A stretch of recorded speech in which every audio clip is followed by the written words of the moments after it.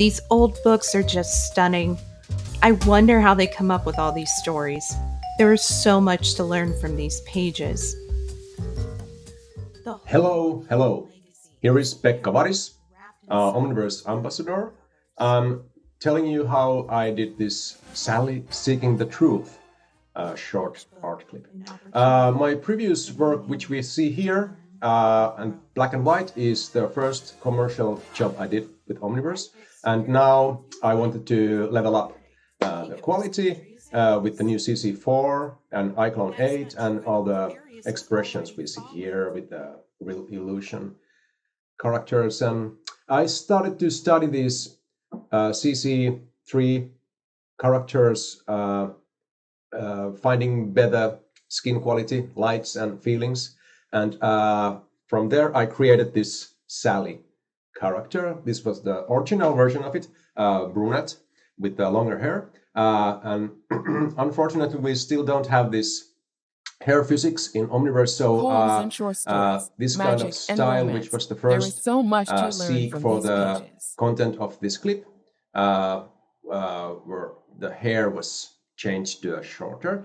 I also bumped into some funny errors with flashing skin and hair like here while testing. The reason for these were just simple uh, with using motion blur when you render, like here, you will get smooth renderings of the CC4 characters in Create and Machinima.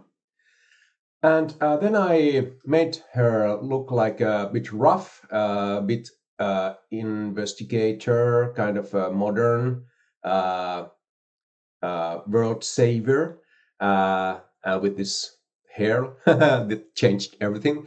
And then I put it the glasses. And then the story in my mind started to uh, go on while creating the character. And the character is based on Natasha from Scan Reality series. It's very, very perfect for presentational and also for cinematic stories. I think it's the best this far. I tried first to put her this kind of Agent 60s type of cloth, but then it didn't work that well. This leather combo outfit was much, much better. I also used these sunglasses from Real Illusion Content Store and this motorbike. And then I found this bookworm experiment from Unreal Library Marketplace, and here we see this excellent Skiffy themed library. And the only few props I bought was that typewriter from Sketchfab, and then this lantern also from Unreal Marketplace. And here we see how I use the lantern. Sally throws it on the wall. And then we also have this book from Sketchfab. And here I built this character further in CC4. You see, nowadays they also have these idle movements in CC4, so you can see her blinking eyes and living a bit when you design her. The hair was done with this product Hair Builder, Smart Hair, and that finalized my Sally. Okay, and here we are in CC4. I'm using export to iClone because now I went through the animation and lip sync from iClone 8. This way I could have the facial expressions and all the gadgets, all the whistles and bells that iClone 8 now offers.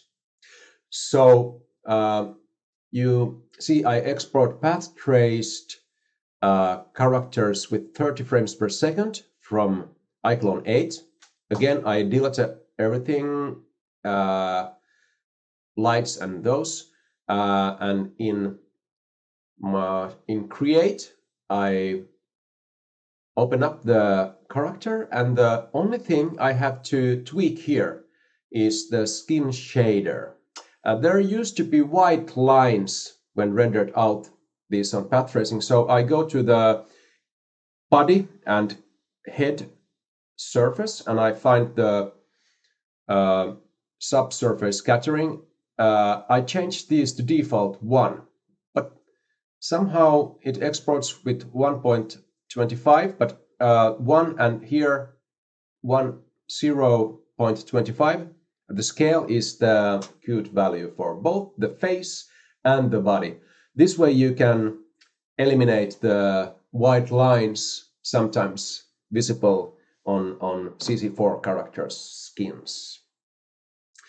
And this was the only thing. Then I also, of course, deleted my template here, and I save it as usually, without lights, ready to be used on the master scene to be rendered in path traced. And here in Unreal Engine, I just export the Bookworm library project. With default settings, I don't touch the scene at all. And I realized that you can even export stuff where the shaders are still calculating in. It doesn't matter in Unreal Engine. So what I have now here is the scene, the library, the excellent library scene in Omniverse. And I started to wander around seeking the camera angles, and I just let the story develop as I gathered the assets. So there was no customer telling me what to do. It was all just free art.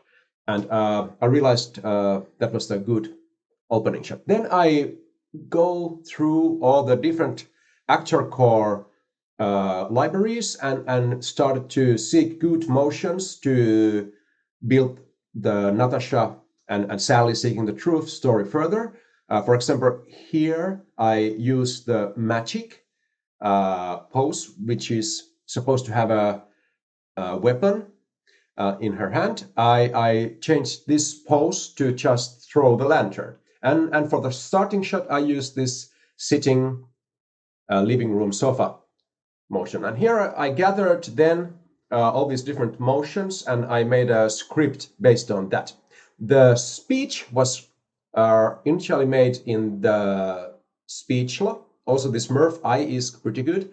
But then Wendy Graham, our community princess, did the hard work here. She did so good voice work for these many versions, and I really felt that the story started to live when I had a real voice actor there, not just a AI-based, soulless stuff.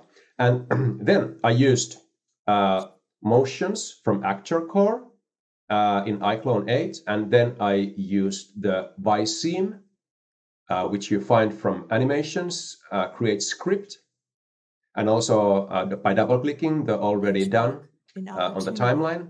Apocalypse is pretty perfect for making those lip syncs in iClone 8.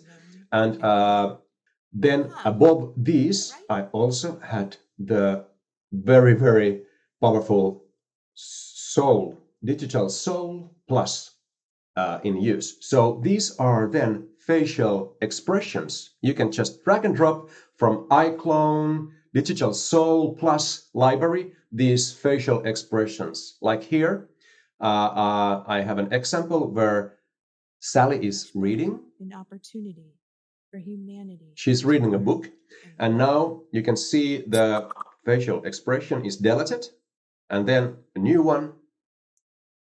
I drag a new one there, and it's a different expression. She's looking upwards, like straight to the listeners. And with these different motions, I could really lighten up the character and make the story more interesting. And here on Machinima, I had this exported as USD from iClone 8 to here. And I can also now drag audio to Machinima on the sequencer timeline, and that's just a perfect thing to have there. So no more need to go outside to Premiere or such to sync this. I can use the Wendy's audio files here in Machinima. That's so perfect. And here I also have the book again constrained to the left hand bone. it's made again with this command construct, transform constraints. And even though there was a little bit of shakiness in the movement, it didn't reflect to the book. Of course, you have to pick the bones which are not shaking or minimum shaking with them. This was no problem. The book looks just perfect. I also had to move a little bit the thumb there of the character. I did that in iClone 8, and it will be a different tutorial under Real Illusion. And again, I checked that the SSS values are correct, my settings, which will not bring you the white lines.